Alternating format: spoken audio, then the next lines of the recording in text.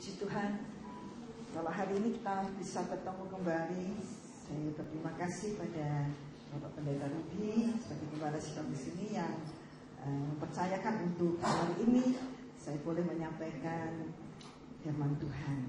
Saya bersyukur pada Tuhan ya, Tuhan itu begitu baik. Kalau tema untuk bulan ini dikatakan bahwa Allah kita itu mau tinggal, mau diam bersama-sama dengan kita di tempat ini ya. Kalau di Yeremia 7 ayat 7 katakan, aku mau diam bersama-sama kamu di tempat ini. Tema yang luar biasa ya.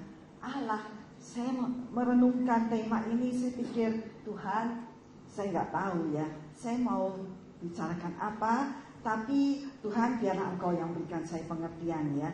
Dan Tuhan, setiap kali saya merenungkan, Tuhan menambahkan. Saya merenungkan lagi, Tuhan menambahkan. Puji Tuhan, kalau Tuhan Allah yang begitu luar biasa, Allah pencipta langit dan bumi kita ini, Dia menyatakan mau tinggal bersama-sama dengan kita, berarti Dia mesti meninggalkan surga yang mulia. Dia mesti masuk ke dalam dunia yang sama sekali berlawanan dengan surga. Surga begitu indah, dunia penuh dengan segala penderitaan ya, segala perkara-perkara yang ya karena dosa. Padahal Tuhan mempunyai satu rencana dunia ini seperti surga. Tapi sayang karena perbuatan manusia yang jatuh dalam dosa, dunia yang begitu indah ini akhirnya berantakan dan akhirnya banyak sekali perkara-perkara yang tidak benar terjadi dalam dunia ini ya. Tapi tetap Allah mempunyai janji dan Allah mempunyai keinginan untuk boleh diam bersama-sama dengan kita. Diam di dunia ini bersama-sama dengan kita.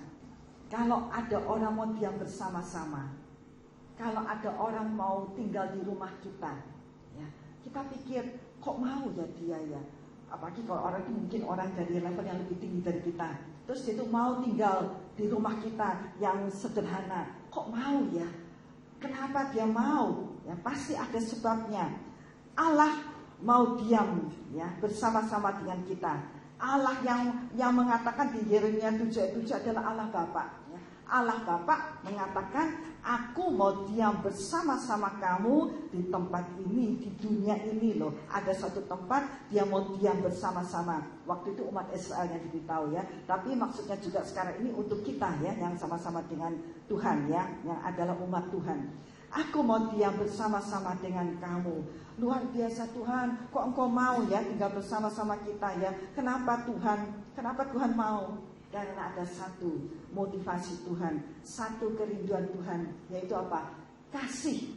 Karena Dia mengasihi kita, makanya Dia itu mau diam bersama-sama dengan kita. Makanya Dia itu mau ada di antara kita, karena Dia mengasihi kita. Kalau Dia tidak mengasihi kita, kalau orang itu tidak ada seorang yang lebih daripada kita mau tinggal bersama kita, pasti motivasinya itu karena kasih ya. Tidak mungkin orang yang tidak punya kasih itu mau tinggal bersama-sama orang yang Dia datangi itu.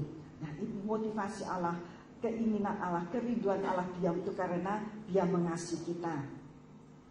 Tapi bagaimana ya? Untuk kita bisa tinggal bersama, itu mesti ada apa? Ada saling pengertian, ya kan? Kalau mau tinggal bersama, tidak ada saling pengertian, saya rasa sebentar juga akan terjadi bentrokan. Ya. Situ maunya gini, sini maunya gitu, akhirnya bentrok. Tidak bisa tinggal bersama-sama. Bisa tinggal bersama kalau ada saling pengertian. Kenapa suami istri bisa tinggal bersama-sama? Karena ada saling pengertian. Ya. Suami mungkin punya latar belakang yang lain, istri latar belakang yang lain. Tapi suatu saat mereka dipersatukan dalam satu keluarga ya, satu kesatuan. Kalau tidak bisa saling mengerti, saya rasa sebentar juga akan terjadi perceraian. Karena apa? Tidak saling mengerti atau tidak mau saling mengerti. Saya heran ya.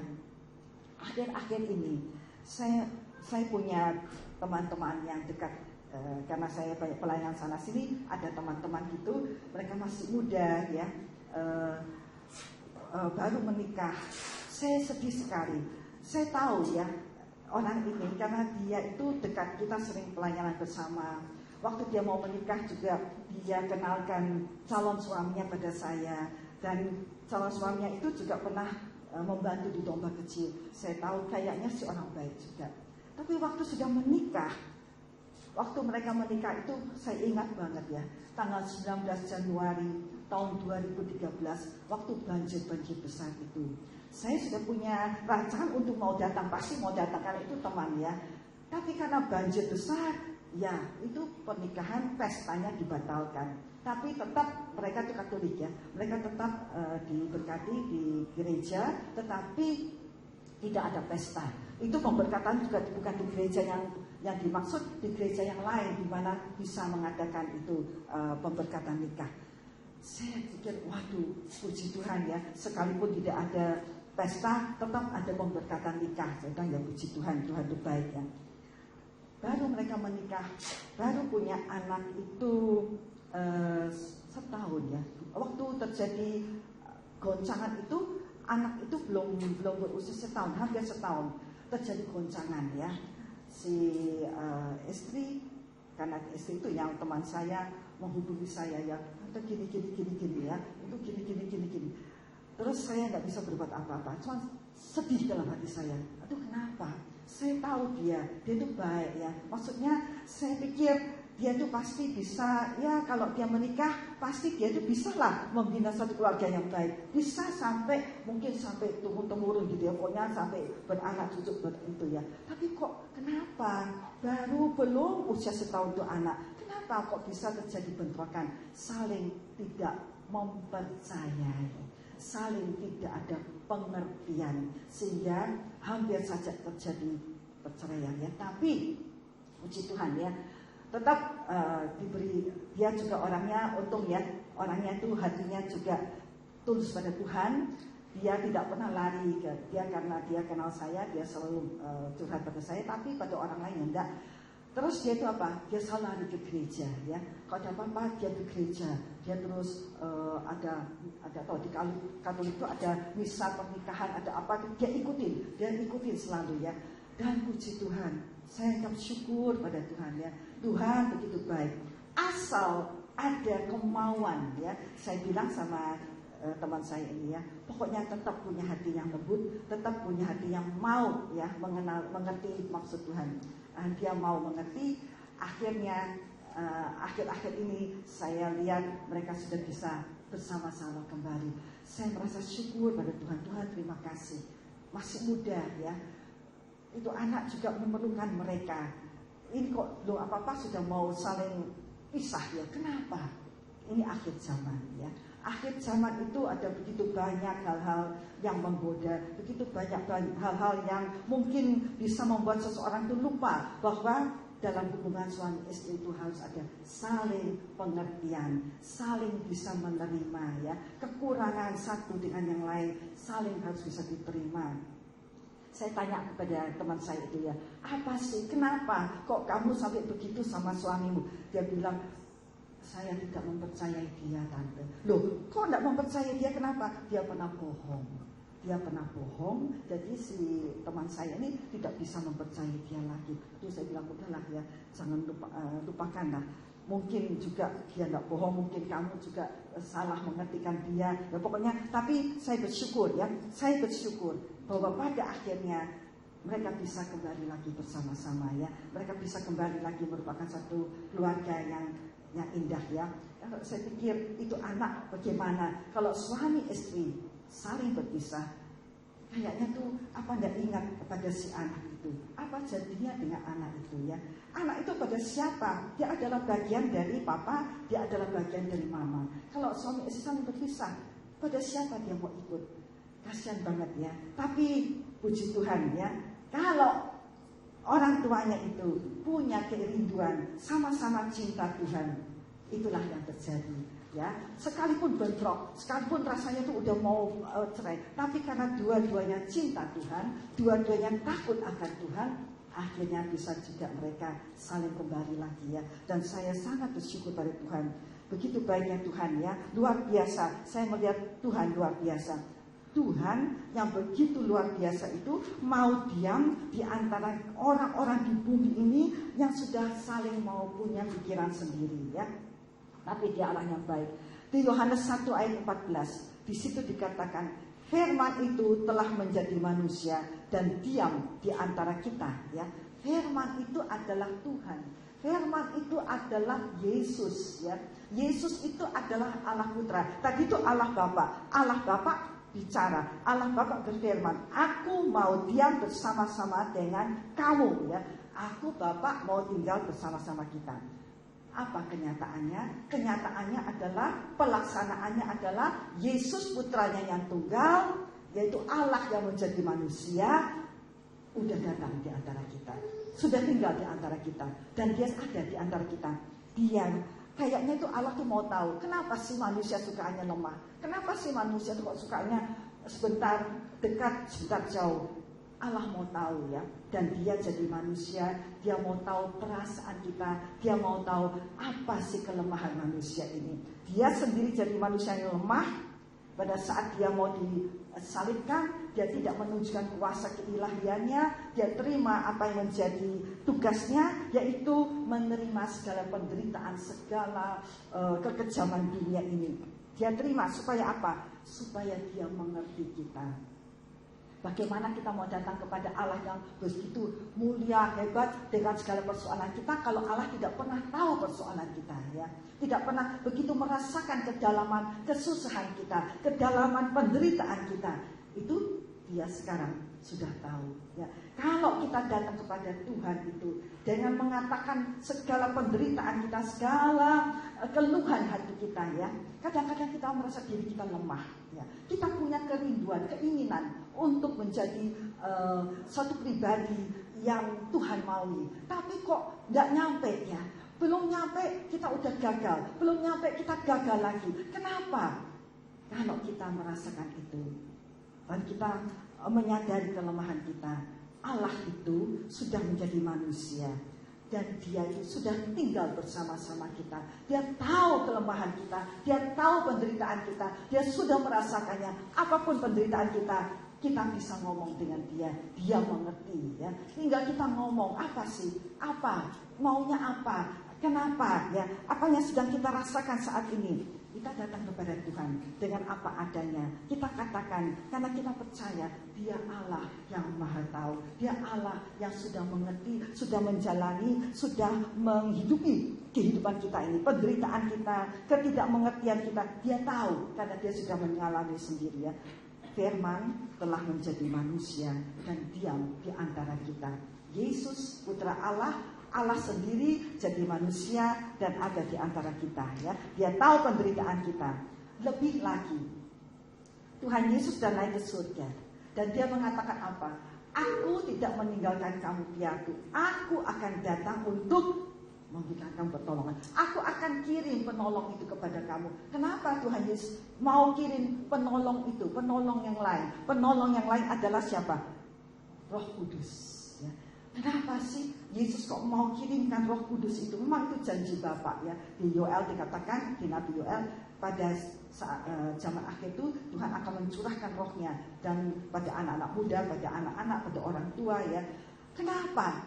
Yesus tahu dalam kelemahan kita tidak bisa. Dengan kekuatan kita, dengan kemampuan kita tidak bisa menjadi seperti apa yang Tuhan kehendaki. Kita akan terus kecewa dengan diri kita sendiri. Kok tidak bisa? Kok tidak bisa? Kan aku maunya nurutin Tuhan. Kok aku maunya hidup seperti yang Tuhan katakan. Kenapa tidak bisa? Tidak bisa. Dengan kekuatan diri kita sendiri tidak bisa, tidak bakal bisa, ya.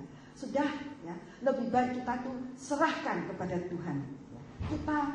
Kita perlu satu kuasa yang di luar atau lebih besar daripada diri kita, yaitu Roh Kudus. Dikatakan di 1 Korintus 3:16, tidak tahukah kamu bahwa kamu adalah bait Allah dan bahwa Roh Allah diam di dalam kamu.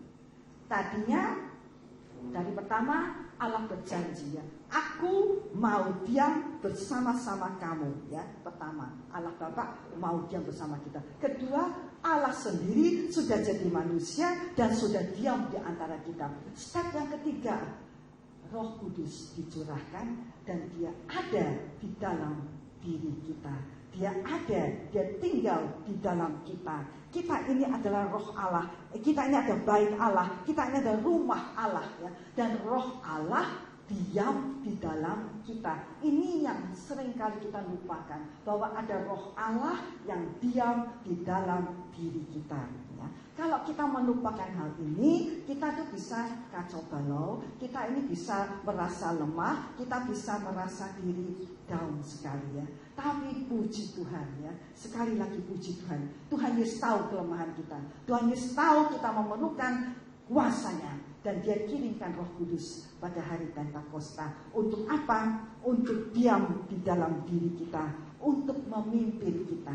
Pada saat kita lemah, pada saat kita tidak berdaya, pada saat kita rindu menyenangkan Tuhan, tetapi tidak kesampaian, pada saat itulah kita datang kepada Tuhan ya. Kita minta pertolongan Roh Kudus. Jangan lagi mengandalkan kekuatan dirimu sendiri. Andalkan kekuatan Roh Kudus. Katakan, Tuhan Roh Kudus, ini aku, tolonglah aku ya. Aku mau, aku rindu itu. Tapi kok tidak bisa?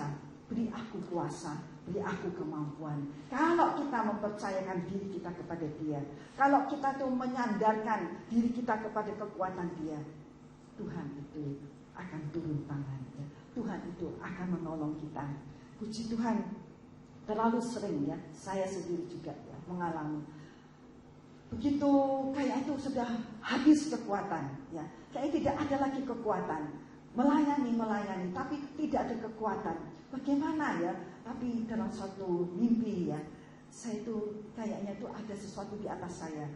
Saya sudah kayaknya sudah capek, sudah lemah sekali. Saya lihat ada sesuatu di atas saya pegang itu dan saya berdiri dan saya percaya ya, yang di atas saya itu siapa? Itu Tuhan ya. Tuhan tunjukkan pada saya, jangan mengandalkan kekuatanmu sendiri, kamu akan capek sendiri, kamu akan bingung sendiri. Andalkan kekuatanku.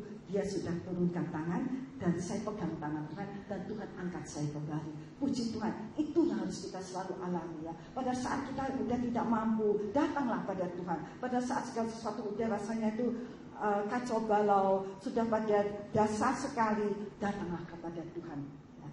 Saya membaca satu artikel ya, puji Tuhan, saya waktu lagi bingung, lagi pikir, Tuhan saya mau sampaikan apa ya, Tuhan bawa saya ada satu artikel yang menceritakan tentang seorang bapak yang menghidupi keintiman ya, antara dia dengan Tuhan, antara dia dengan Tuhan yang diam di dalam dirinya. Namanya George Mueller ya. George Mueller ini adalah seorang muda ya, dia lahirnya tahun 1800 gitu ya, jadi berarti sudah lama sekali. Dia ini lahir dan waktu dia mulai remaja, mulai beranjak dewasa gitu, dia mempunyai kebiasaan-kebiasaan yang tidak baik ya. Kebiasaan tidak baiknya adalah dia senang sesuatu yang tegang, menegangkan. Anak-anak muda sering kali gitu kan. Saya sering kali dengar ya, dulu saya juga pernah dengar waktu saya lagi tinggal kos itu, ada anak-anak muda, dia bilang, iya kita congkelin itu merek-mereknya mobil hanya untuk iseng ya. Terus apa? Hanya untuk iseng, bukan untuk sesuatu penghasilan atau apa, enggak, hanya iseng aja congkelin mobil. Ada yang gembosin bannya mobil, iseng. Nah ini George Mueller ini, dia punya keisengan adalah merogoh saku orang hanya untuk itu, ketegangan itu, dia senang ketegangan.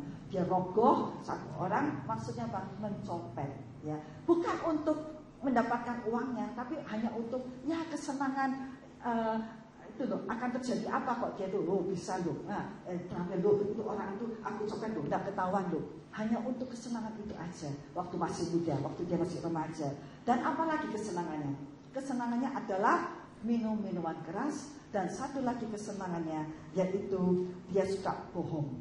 3 kesenangan yang dia lakukan waktu dia masih muda. Suatu saat bapaknya bilang, kamu pergi belajar. Kemana? Itu belajar di sekolah teologi situ, di kota. Di kota itu ya, ada satu kota, dia suruh ke sana, suruh belajar teologi. Terus nanti kamu akan jadi pendeta. Nanti pendeta Lutheran ya. Kalau jadi pendeta Lutheran saat itu gajinya lumayan ya, bisa mendapatkan penghasilan yang baik. Dia pikir lumayan juga, bolehlah. Nah, Dia melakukan apa yang ayahnya katakan. Dia pergi belajar di sekolah teologi itu. Dan di sekolah teologi itu ada temannya dia, bawa dia ke persekutuan doa di mana ada pemahaman Alkitab. Waktu dia dibawa ke pemahaman Alkitab itu, waktu dia membuka dan mempelajari Alkitab, timbul kerinduan dia. Kayak itu kepengen tahu lebih lagi. Dan dia datang beberapa kali pertemuan, dia datang dan dia tuh makin lama kerinduan dia untuk lebih mengerti Alkitab tuh makin timbul, makin tumbuh ya. Sampai akhirnya suatu malam dia itu berdoa. Dia berdoa, dia itu mengakui di hadapan Tuhan segala kebobrokan dia, segala kejelekan dia, segala ketidakbenaran dia. Dia mengaku di hadapan Tuhan dan dia minta pengampunan dari Tuhan ya. Dia menginsafi bahwa hidup seperti itu tidak berkenan kepada Tuhan. Dan dalam keinsafan dia itu, dia minta Tuhan ampuni. Saat itu juga Tuhan mengangkat ya, segala apa yang dia sudah sampaikan kepada Tuhan. Tuhan dengar doanya. Setelah itu ya, dia berubah. Roh Kudus menjamah kehidupannya. Roh Kudus tinggal di dalam dirinya. Dan sejak saat itu kehidupan George Mueller tidak lagi seperti dulu. Dia tidak lagi punya kesenangan untuk mencopet, tidak lagi punya keinginan untuk minuman keras, tidak punya keinginan lagi untuk berbohong. Semua itu sudah sirna. Karena apa? Karena dia sudah lahir baru. Apa sih? Kenapa kita seringkali belum mencapai hal yang tertinggi, yaitu bisa menghidupi apa yang Tuhan kehendaki? Karena kita belum lahir baru. Kita belum menyerahkan kejelekan kita pada Tuhan. Kita masih mau hidup menuruti kebiasaan-kebiasaan dan kemauan-kemauan kita sendiri ya. Tapi Allah itu begitu baik. Karena George Mueller sudah mengakui dan dia sudah diampuni, kehidupannya berubah dan dia akhirnya setelah lulus dari sekolah teologi, dia mengambil satu pelayanan ya di kota Bristol di Inggris itu. Dia menikah. Dan suatu saat waktu George Mueller lagi jalan-jalan, waktu itu memang di mana-mana terjadi keadaannya sulit ya, perekonomian sulit. Waktu dia lagi jalan, dia melihat seorang anak wanita, anak perempuan kecil berumur kira-kira 5 tahun menggendong adiknya yang masih kecil, minta-minta. Dia heran ya, anak umur 5 tahun minta-minta, menggendong adiknya yang masih kecil. Terus dia ngomong-ngomong dengan anak yang umur 5 tahun ini. Dia tanya, mana mamamu? Ya kan, kalau anak-anak itu kalau minta-minta, mana mama, mana papa, mana mamamu? Dan anak itu bilang, mama sudah meninggal karena sakit kolera. Waktu itu memang terjadi ada epidemi kolera ya, dan banyak meninggal. Mamanya dia ikut meninggal. Terus papa mana?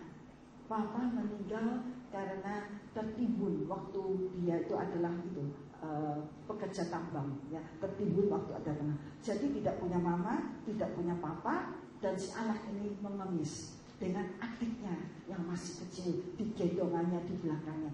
George Mueller itu tergerak hatinya ya. Sejak saat itu dia tidak bisa melupakan peristiwa itu. Dia ngomong sama istrinya dan berdua dengan istrinya, suami istri dua-duanya itu, mereka mengadakan satu namanya itu breakfast club ya, suatu makan pagi bersama yang di situ anak-anak yang tidak punya orang tua, anak yatim piatu itu dikumpulkan, mereka dapat makanan yang hangat dan mereka juga diberitahu atau diceritakan tentang Tuhan Yesus, tentang kasihnya Tuhan Bapa di surga melalui Tuhan Yesus. Mulai saat itu ada banyak anak-anak ya yang datang. Ada kira-kira dan hanya sedikit sampai menjadi kira-kira mereka berdua ini, George dan Mary ini, istrinya Mary, mesti memberi makan 10.000 anak ya. Itu banyak sekali. Memberi makan 10.000 anak itu membutuhkan banyak dana. Kalau dipikir secara manusiawi ya, namanya juga dia hanya penginjil, dia hanya ya orang yang melayani firman Tuhan gitu, berapa dapatnya? Tidak mungkin dia bisa kasih makan 10.000 anak. Dan juga apa yang mereka butuhkan, diberikan. Sampai akhirnya ada 5 rumah yatim piatu atau rumah panti asuhan yang besar diadakan di kota Bristol itu, yang baik dan yang terkenal bagus ya. 5 besar itu siapa? Itu George yang mendirikan dengan Mary ya. Mereka berdua itu begitu penuh dengan kasih, dan mereka berdua itu udah komit untuk mau hidup bagi Tuhan. Kenapa mereka itu bisa melakukan itu? George Mueller mengatakan ada 2 perbedaan. Ada perbedaan daripada apa? Mengenal Tuhan ya. Mengenal Tuhan itu berarti mengenal tentang sifat Tuhan, mengenal tentang firman Tuhan, mengenal tentang janji-janji Tuhan. Kenal. Kita semua mengenal. Kita semua karena kita dengar, kita mengenal.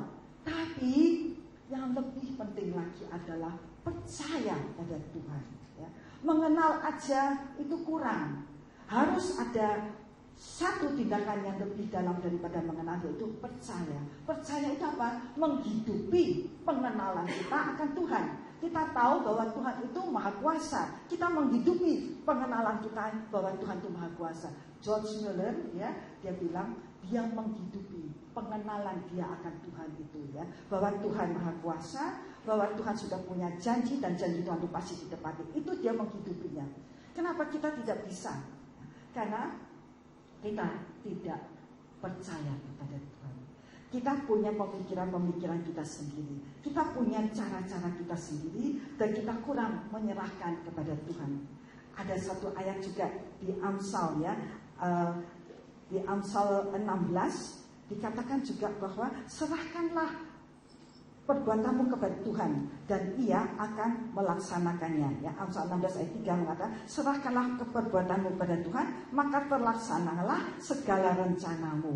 Nah, kita itu dalam segala apa yang kita lakukan, serahkan pada Tuhan, katakan kepada Tuhan, kita mau ini, kita mau berbuat itu, katakan pada Tuhan ya. Nanti Tuhan akan membuat apa yang kita inginkan itu terjadi ya. Kenapa? Terlaksana karena kita sudah menyerahkannya kepada Tuhan. Kita ada saling pengertian. Tuhan mengerti kita, mengerti segala kelemahan kita. Kita juga mesti apa? Ambil tindakan mengerti Tuhan ya. Tuhan yang kita mengerti, yang kita kenal itu bukan hanya sebatas pengenalan, tapi lebih dalam lagi, yaitu mempercayakan kehidupan kita pada Tuhan ya. Seperti George Mueller ini, suatu saat ya, ada satu kejadian yang itu dicatat. George Mueller itu lagi mengadakan pertemuan dengan stafnya. Waktu dia lagi ada pertemuan itu, ada ketukan di pintu, dan salah satu ibu asrama datang kasih tahu dia, Pak George, itu anak-anak sudah siap di meja makan, tapi tidak ada makanan, tidak ada roti. Terus Pak George Mueller bilang apa sama itu pengerja-pengerjanya? Dia selesaikan pertemuan itu dan kata, yuk kita lihat apa yang Tuhan akan lakukan untuk kita. Dia tidak berkata, yo kita berdoa lu, aduh gimana ya, terus gimana ya, bingung, aduh milah siapa ya, anak segitu banyak, keadaan saat itu sangat sulit. Tapi dia bilang, oke, kita akan melihat apa yang Tuhan akan lakukan untuk anak-anak itu. Mereka bubar. George Mueller datang ke tempat dia lihat itu anak-anak sudah duduk dengan rapi di meja makan dengan piringnya kosong dan tidak ada makanan. Dia bilang, kita berdoa. Dia mengajak itu anak-anak berdoa. Doanya sederhana, bukan doa yang panjang lebar. Dia bilang, Tuhan, terima kasih untuk apa yang akan Engkau berikan. Kami terima dengan penuh ucapan syukur. Padahal tidak ada apa-apa, belum ada apa-apa. Anak-anak itu di meja makan masing-masing udah tunggu apa ya, udah terima kasih sama Tuhan, tidak ada makanan. Gimana ini ya? Mereka diam aja. Anak-anak dulu saya rasa dalam bayangan saya, kok enak ya? Anak-anak dulu tuh diam mungkin ya. Kalau anak-anak sekarang, coba ya, kok tidak ada makanan mungkin mereka akan ribut. Ma, bu, mana makanannya? Kok belum datang? Udah didoakan kok belum datang? Kayak anak dulu mungkin gak gitu ya. Mereka diam, mereka tungguin. Kata George Mueller kan, tunggu ya. Kita lihat apa Tuhan akan berbuat. Tidak lama lagi ada ketukan di pintu. Waktu dibuka, ada seorang tukang roti dan dia bilang, Pak George, ini aku tadi malam itu jam 3 sudah bangun. Aku mau tidur lagi, nggak bisa tidur. Hatiku nggak enak gitu, aku nggak bisa tidur. Aku terus bikin roti dari jam 3 itu sampai saat aku bikin roti, sampai dia bawa banyak roti. Dia bilang, terus Tuhan mendorong hatiku untuk bawa ini roti ke sini. Bayangin, anak-anak itu yang tadinya menghadapi piring yang kosong, dibagikan roti, dikatakan roti yang paling enak yang mereka pernah makan ya. Kalau orang lapar memang apa aja ya enak, ya itu rotinya masih hangat lagi ya. Itu bapak itu jam 3 pagi sudah dibangunkan Tuhan, bikin roti dan kirim ke panti asuhan ini. Anak-anak itu makan dengan kenyang, masih ada sisanya ya. Udah makan gitu, terus gak lama lagi ada lagi yang ketok pintu. Kali ini ada bapak-bapak, dia di depan rumah panti asuhan itu ada gerobak itu. Gerobak apa isinya? Isinya adalah susu ya. Kalau di sana itu susunya di tempat-tempat itu yang gede-gede gitu. Rupanya gerobak itu rusak ya, jadi nggak bisa jalan, nggak bisa diedarkan. Dan dia bilang sama Bapak George Miller, Pak George Miller, ini gerobak saya rusak. Nah ini susu-susu ini nggak bisa dibagi-bagi. Ini saya mau taruh di sini buat anak-anak sih, boleh nggak? Oh boleh. Jadi hari itu anak-anak di panti asuhan itu mereka makan roti yang masih hangat dan enak, dan mereka dapat minuman susu. Itu adalah pemeliharaan Tuhan ya. Kenapa terjadi hal itu? Karena George Miller itu mengatakan, saya menghidupi pengenalan saya akan Allah. Dia menghidupi, dia tidak hanya mengenal Allah, tapi dia menghidupi pengenalan akan Allah itu. Bagaimana dengan kita ya? Apakah kita menghidupi pengenalan kita akan Allah? Kita kenal Allah, kita tahu Allah, kita tahu dia Allah itu baik, Allah itu penuh kasih, Allah itu akan menyediakan apa yang kita perlukan. Oh banyak janji-janji Tuhan, kita tahu. Tapi yang terlebih penting adalah bukan sekedar tahu, hidupilah ya. Pengertian, pengenalan kita akan Allah itu, kita mesti menghidupinya. Setiap langkah yang kita mau lakukan ya, adakanlah saling pengertian. Allah sudah mengerti kita, dia mengerti kelemahan kita. Karena itu dia kirimkan Roh Kudusnya. Dia tahu kita lemah, kita perlu Roh Kudus. Jangan lupa, ada Roh Kudus yang tinggal dalam hati kita. Ada Roh Kudus yang diam dalam diri kita. Jangan lupakan hal itu ya. Ingat akan hal itu. Kalau kita lupakan hal itu, kita akan bingung sendiri. Terjadi apa sedikit buat kita kacau. Tapi kalau kita selalu ingat ada Roh Kudus, ada Roh Allah yang begitu besar dalam diri kita, kita tidak akan kacau. Kita tidak akan takut, dan kita akan menjalani kehidupan ini dengan tenang. Karena kita percaya Allah yang kita sembah bukanlah Allah yang tanpa kuasa. Allah yang kita sembah adalah Allah yang maha kuasa. Allah yang kita sembah adalah Allah yang luar biasa ya. Apakah hanya orang-orang tertentu yang boleh mengalami hal-hal yang ajaib? Tidak ya. Bukan hanya orang-orang tertentu, tetapi semua kita bisa mengalami keajaiban, mujizat dalam kehidupan kita. Banyak ya, banyak hal-hal yang kita pernah alami. Tapi satu hal adalah bahwa kita harus menjalin hubungan yang intim, hubungan yang baik antara Allah dengan kita ya. Jangan melupakan ini. Kita sibuk, Tuhan minta ini, Tuhan minta itu, tapi kita tidak mau menjalin hubungan yang baik antara Allah dengan kita. Percuma ya, kita teriak-teriak, tidak ada jalinan hubungan yang baik. Ya bagaimana Allah mau menolong kita ya? Tidak ada keintiman, tidak ada saling pengertian. Kita hanya mau berkatnya, kita tidak mau Tuhannya. Kita hanya mau enaknya, kita tidak mau tidak enaknya. Kalau Ayub mengatakan, masakan kita mau terima yang baik aja, tapi yang tidak baik tidak mau kita terima? Allah sudah memberikan begitu banyak yang baik pada kita. Ada saat-saat terjadi tidak kebaikan ya. Apakah dengan itu kita terus, oh tidak ada Allah, oh ini kok terjadi pada aku, udah aku tidak mau kenal Allah. Itu bukan sikap yang baik ya. Saat ketidakbaikan datang, saat ketidakenakan itu kita alami, itulah justru saat kita harus menekuk lutut kita, harus merendahkan diri kita, harus mendiamkan diri kita di hadapan Tuhan, dan harus mencari kehendak Tuhan. Tuhan, apa yang Engkau mau untuk aku lakukan. Tolong aku Tuhan, aku mungkin tidak mengerti, aku mungkin kurang peka akan pimpinan-Mu. Tolong aku, beri aku pengertian. Tuhan selalu mau memberikan kita pengertian ya. Kita harus apa? Harus selalu ada komunikasi dengan Tuhan ya. Saling memberitahu. Tuhan selalu akan memberitahu kita, tapi kita juga harus memberitahu Dia ya. Apa langkah-langkah yang kita mau lakukan? Beritahukan Dia. Tuhan, ini saya mau gini. Tuhan, maunya Tuhan apa ya?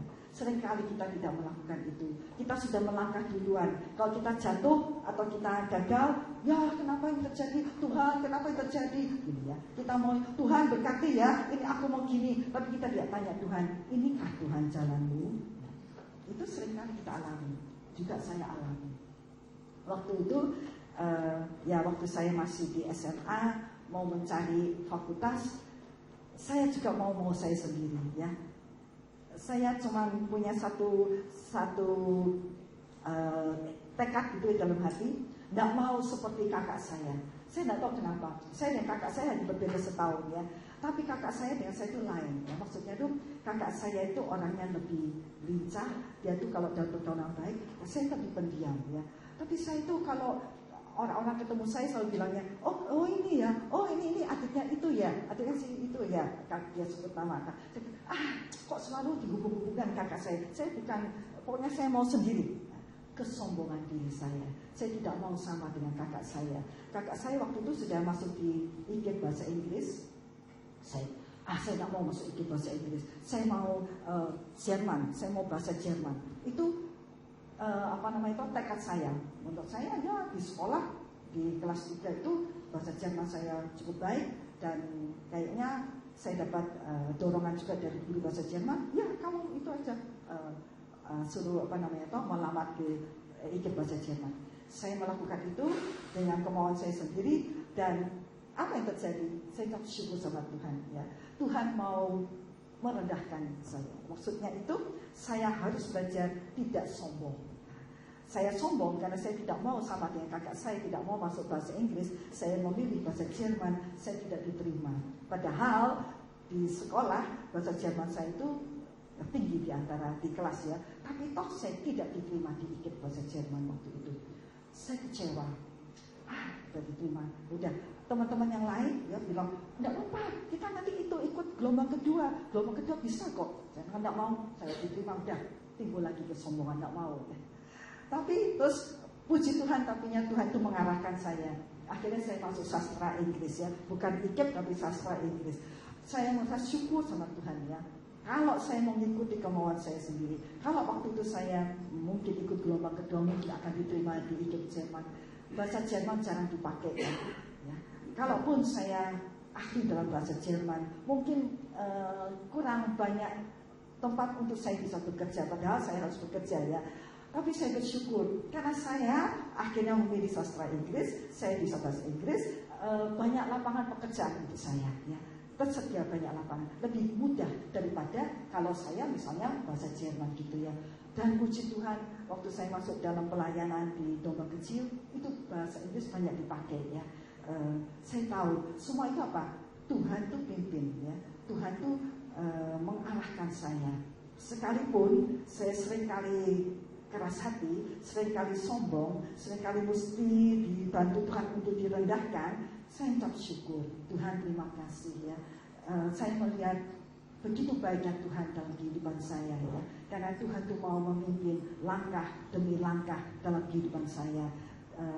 Kayaknya saya ini liar ya, mau sini, mau sana, maunya sendiri, tapi Tuhan terus tunjukkan tidak ya. Lakukan apa yang aku sudah luruskan ya, apa yang aku rancangkan ya. Kita semua ini punya rancangan-rancangan. Tuhan sudah buat rancangan. Tiap-tiap kita, setiap pribadi Tuhan sudah rancangkan. Ini akan gini, ini akan gitu. Semuanya itu indah. Nanti akan kalau dilihat pekerjaan kayak orang membordir itu, pada saat dibordir itu tidak kelihatan indahnya. Waktu selesai, udah dibingkai, baru kelihatan, oh indah ya. Padahal waktu masih satu stick itu tidak kelihatan indahnya sama sekali. Tuhan begitu juga dengan kita ya. Satu steak kelihatan tidak indah, tapi nanti kalau sudah selesai akan kelihatan indahnya. Satu hal yang Tuhan minta dari kita, Dia minta hati yang rela, hati yang mau percaya kepadanya, bukan hanya sekedar mengenal Tuhan, percaya pada Tuhan.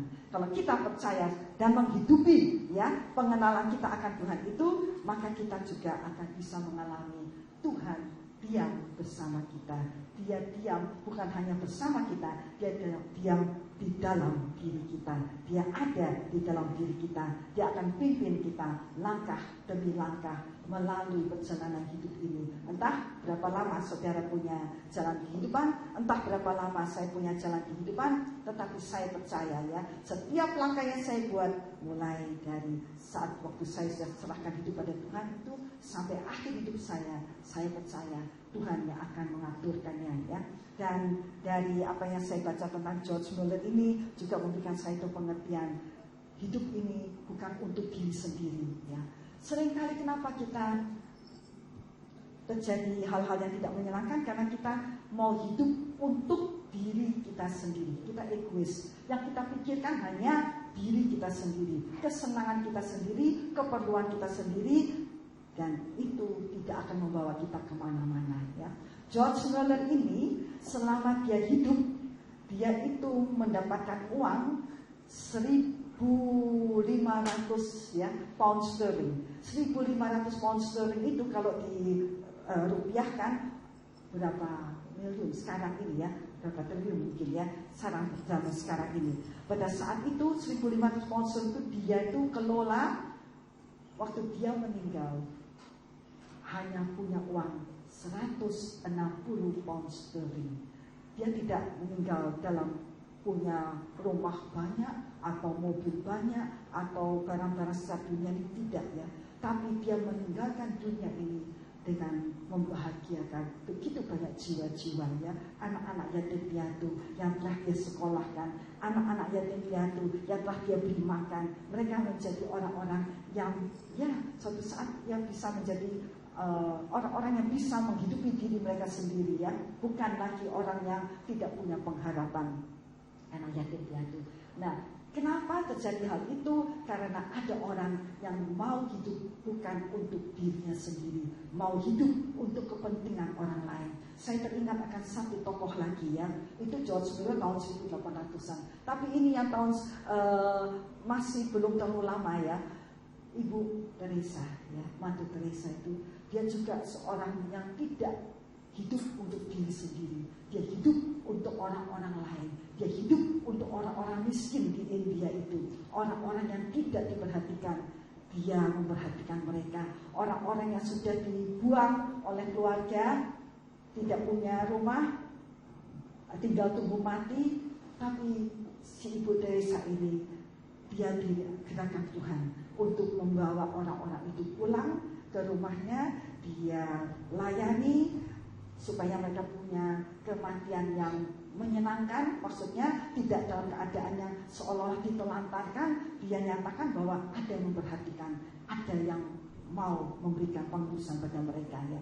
Itu suatu perbuatan yang indah sekali. Waktu dia meninggal, begitu banyak orang yang melayat dia ya. Padahal kalau saudara lihat fotonya, waktu saya melihat fotonya, ya kecil, pakaiannya juga tidak pakaian yang indah-indah, hanya pakaian biara gitu, dan dia orang yang sederhana sekali. Luar biasa perbuatannya ya. Kalau kita berbuat sesuatu bukan untuk diri kita sendiri, kalau kita berbuat sesuatu untuk orang lain, itu akan membuahkan hasilnya indah ya.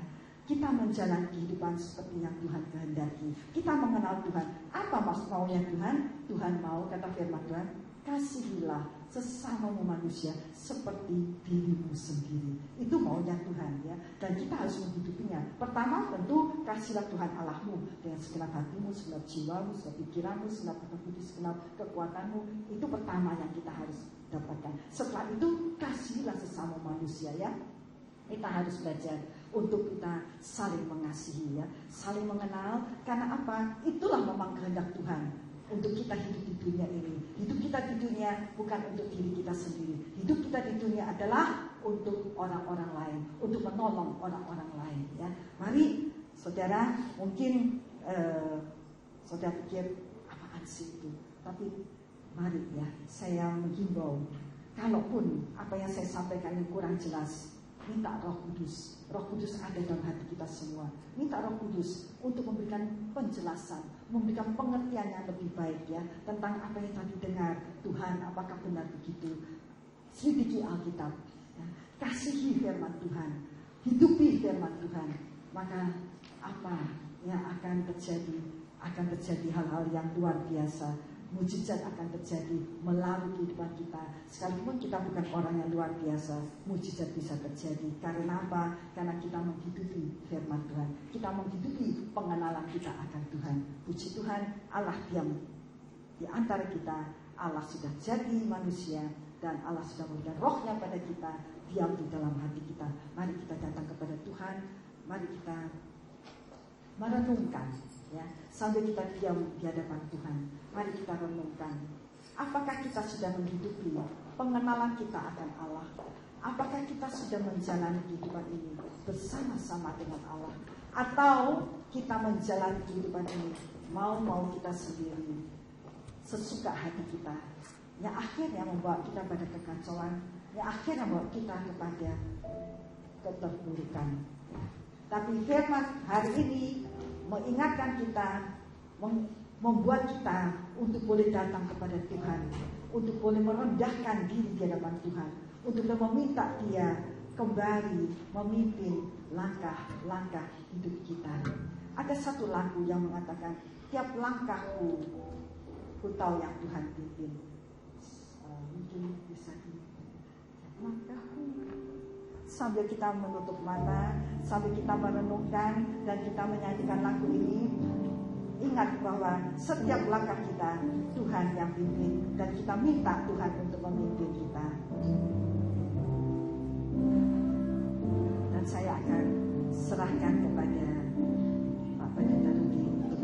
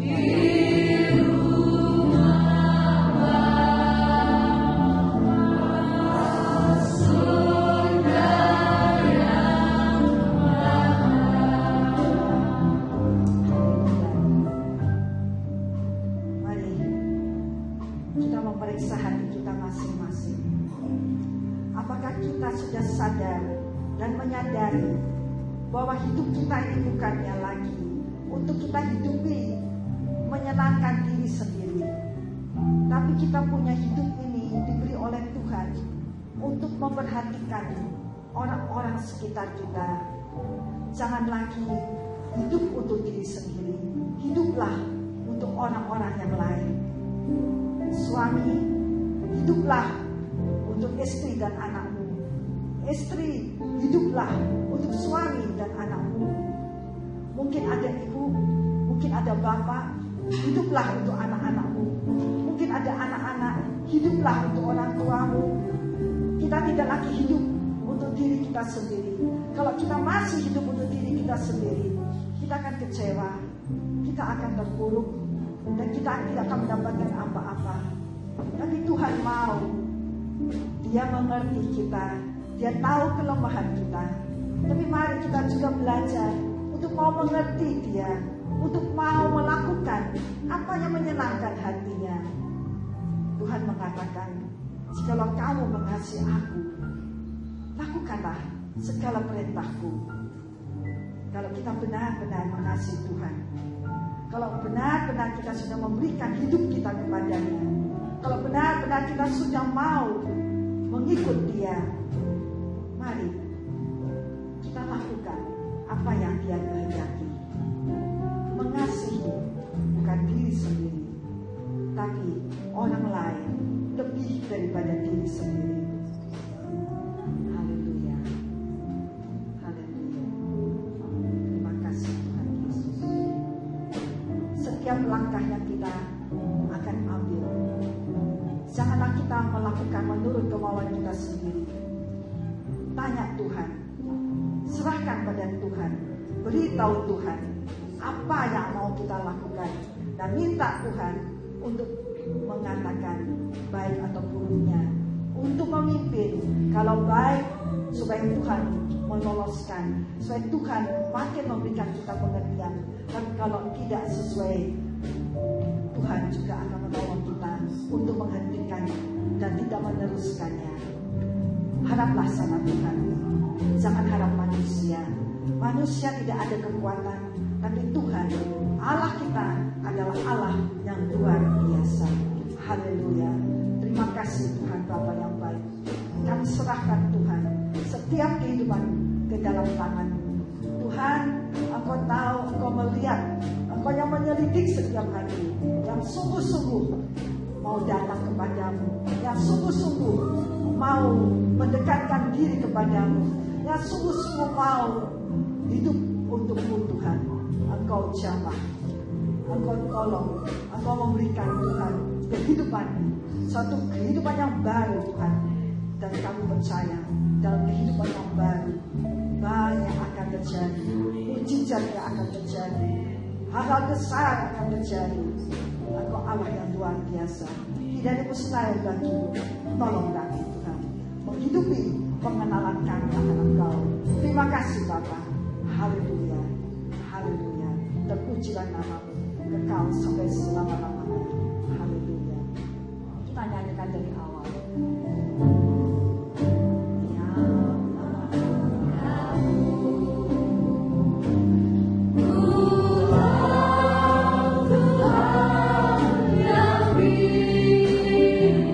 Serahkanlah setiap langkah kepada Tuhan.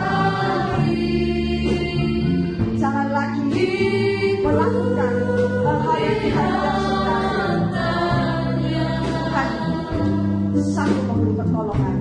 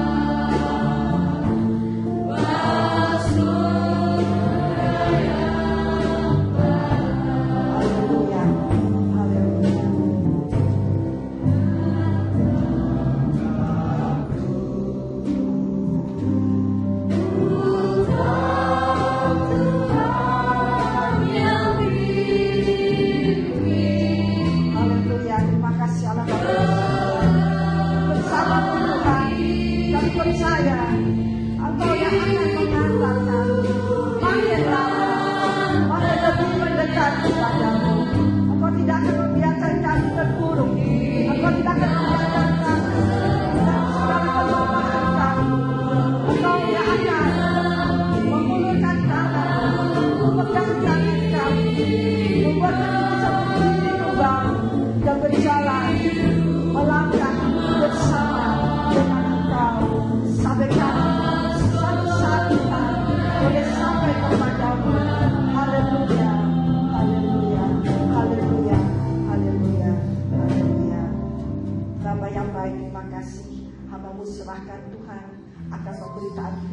salib ke dalam tanganmu, Allah Roh Kudus, Engkau yang akan berkata-kata, Engkau yang akan berbicara dalam hati setiap jemaatmu Tuhan, memberikan pengertian, memberikan Tuhan kasih yang mendalam di dalam Engkau, Allah yang hidup, Allah yang kudus, Allah yang mulia. Terima kasih Bapa, dengar doa kami hanya di dalam nama Tuhan Yesus Kristus, Tuhan dan Juru Selamat yang hidup. Kami sudah berdoa dan mengucap syukur. Haleluya. Amin.